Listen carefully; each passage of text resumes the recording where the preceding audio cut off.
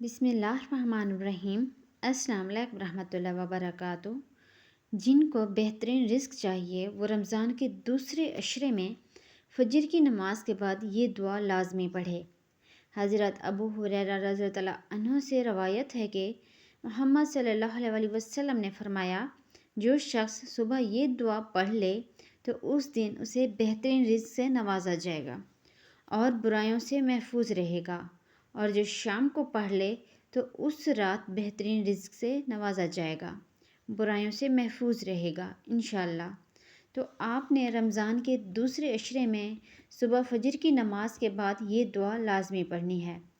ماشاء اللہ لا حول ولا قوت الا باللہ، اشہد ان اللہ علی کل شیء قدیر۔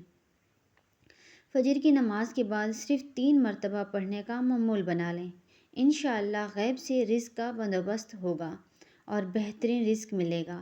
تو آپ اس عمل کو لازمی کریں، اسے شیئر کریں، ویڈیو کو لائک اور چینل کو سبسکرائب کریں۔ جزاک اللہ۔